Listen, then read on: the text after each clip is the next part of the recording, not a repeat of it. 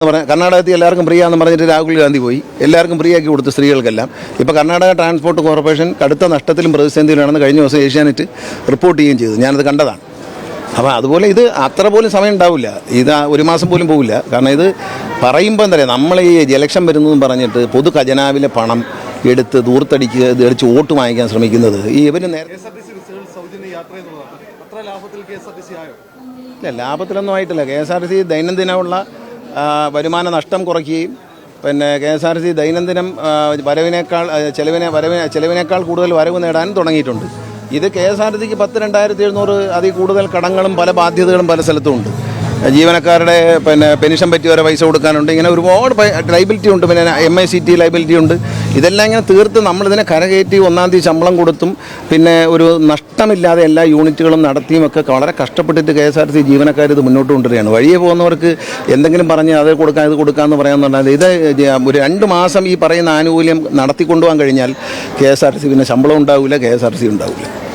KSRTCയുടെ സ്ഥിതി എനിക്കറിയാവുന്നതൊക്കെ അവർക്ക് അറിയത്തില്ല. വെളിയിൽ നിന്ന് എല്ലാവർക്കും ഫ്രീ ആണെന്ന് പറഞ്ഞാൽ കർണാടകത്തിൽ എല്ലാവർക്കും ഫ്രീ ആണെന്ന് പറഞ്ഞിട്ട് രാഹുൽ ഗാന്ധി പോയി എല്ലാവർക്കും ഫ്രീ ആക്കി കൊടുത്തു സ്ത്രീകൾക്കെല്ലാം. ഇപ്പോൾ കർണാടക ട്രാൻസ്പോർട്ട് കോർപ്പറേഷൻ കടുത്ത നഷ്ടത്തിലും പ്രതിസന്ധിയിലാണെന്ന് കഴിഞ്ഞ ദിവസം ഏഷ്യാനെറ്റ് റിപ്പോർട്ട് ചെയ്യുകയും ചെയ്തു. ഞാനത് കണ്ടതാണ്.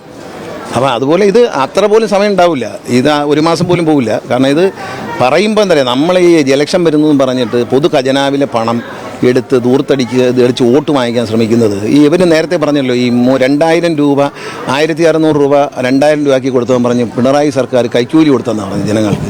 അതേ അഭിപ്രായമല്ലേ 3,000 ആക്കി കൊടുക്കാമെന്ന് പറയുമ്പോഴും ഇവർ പറഞ്ഞതല്ലേ ഉള്ളൂ. UDF സർക്കാരിൻ്റെ കാലത്ത് 600 രൂപയായിട്ട് വർദ്ധിപ്പിച്ചു, 500 രൂപ 600 രൂപയായിട്ട് വർദ്ധിപ്പിച്ചു. ആ 100 രൂപയുടെ വർധനവ് 18 മാസവും കൈമാറിയില്ല. 18 മാസം കൈമാറാതെ അവർ അധികാരത്തിൽ നിന്ന് പോയതിന് ശേഷം ബാക്കി കൊടുത്തതും പിന്നെ വർദ്ധിപ്പിച്ച് 1,600 ആക്കിയതും അത് 2,000 ആക്കിയതും 1-2 പിണറായി സർക്കാരാണ്. അപ്പോൾ അത് പറഞ്ഞപ്പോൾ കൈക്കൂലിയാണെന്ന് പറയുക, ഇത് പറയുമ്പോൾ നല്ലതാണെന്ന് പറയുക, അത് രണ്ടും ശരിയല്ല. KSRTCക്ക് ഇത് താങ്ങാൻ പറ്റത്തില്ല. കാരണം നിലവിലുള്ള ആനുകൂല്യങ്ങൾ എനിക്ക് തോന്നുന്നു ഈ മീഡിയ പേഴ്സണ് കൊടുക്കുന്ന പാസുകൾക്ക് മാത്രമാണ് KSRTC റീഇംബേഴ്സ്മെൻറ്റ് PRDയിൽ നിന്ന് കിട്ടിക്കൊണ്ടിരുന്നത്. ഇപ്പോൾ ഉണ്ടോയെന്നറിയില്ല, നേരത്തെ കിട്ടിക്കൊണ്ടിരുന്നത്.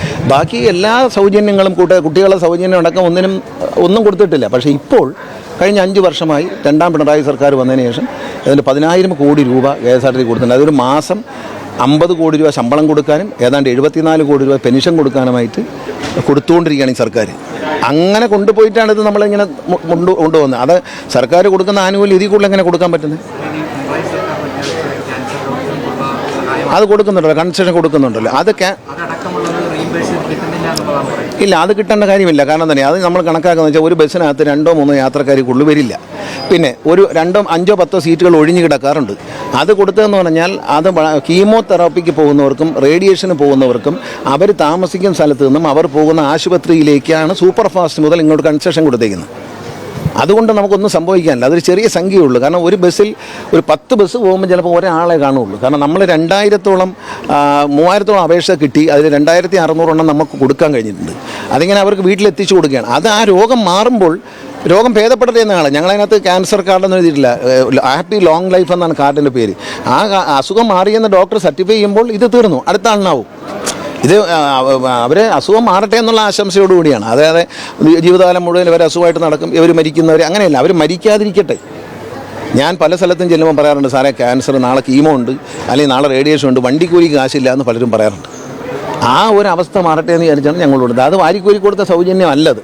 അത് ഏറ്റവും ഡിസേർവിംഗ് ആയിട്ടുള്ള ആൾക്കാർക്ക് ഞാൻ ചോദിട്ടെ, നല്ല കാറുള്ള ഒരു സ്ത്രീ ഇവർ പറയുന്ന ഈ ആനുകൂല്യം പ്രഖ്യാപിച്ചാൽ എന്താണ് അടയാളം? നല്ല കാർ, സ്വന്തമായി കാറുള്ള ഒരു സ്ത്രീ നാളെ ബസ്സിൽ കയറി എറണാകുളത്തേക്ക് പോകുന്നു, ഫ്രീ ആണോ?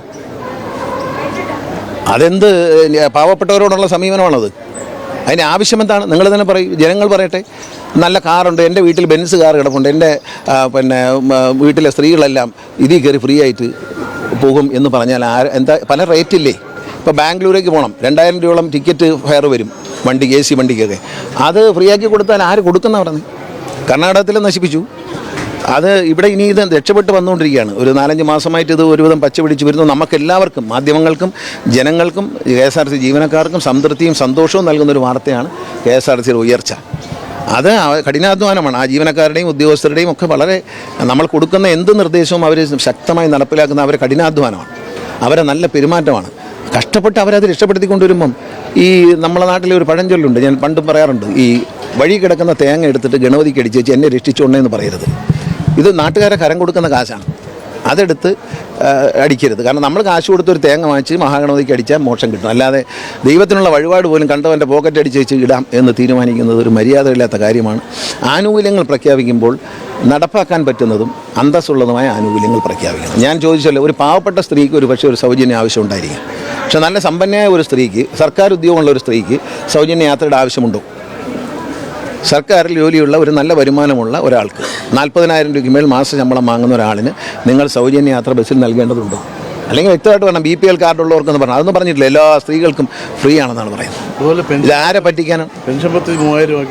അല്ല, അത് ഞാനത് പറഞ്ഞല്ലോ, 1600 രൂപയിൽ നിന്ന് 2000 ആക്കിയപ്പം ഇതേ പ്രതിപക്ഷ നേതാവ് പറഞ്ഞ എന്താണ്, ഇത് കൈക്കൂലിയാണ് ജനങ്ങൾക്കെന്ന്. വോട്ട് കിട്ടാനുള്ള കൈക്കൂലിയല്ല. LDF പ്രകടന പത്രികയിൽ പറഞ്ഞ കാര്യമായിരുന്നു അത്. ഇപ്പോൾ എന്താ സംഭവിക്കുന്നത്? 3000 കൊടുക്കാം. അപ്പോൾ അത് അതിലും വലിയ കൈക്കൂലിയാണല്ലോ അങ്ങനെയാണെങ്കിൽ. പറയുമ്പോൾ ഇത് നാളെ നമ്മളെ നേരെയും വരുമെന്ന് മനസ്സിലാക്കിയാൽ നന്നായിരിക്കുന്നല്ല. ഇതൊക്കെ കൊടുക്കാനല്ല. ഞാൻ പറഞ്ഞല്ലോ, 600 രൂപ 500 രൂപയിൽ നിന്ന് 600 രൂപയാക്കി കൊടുത്ത സർക്കാർ 18 മാസവും 5 പൈസ പോലും വർദ്ധിപ്പിച്ച് കൊടുക്കാതെ, ഈ 500 കൊടുത്തില്ല 600 കൊടുക്കാതെ അത് മുഴുവൻ കുടിശ്ശികയിട്ട് ഇറങ്ങിപ്പോയ ഒരു സർക്കാർ അവരിനി വന്നതിന് ശേഷം 3000 കൊടുക്കും എന്ന് പറഞ്ഞാൽ വിശ്വസിക്കാൻ കേരളത്തിലെ ജനങ്ങൾ അത്രയ്ക്കും അരിയാഹാരം കഴിക്കാത്തവരാണോ?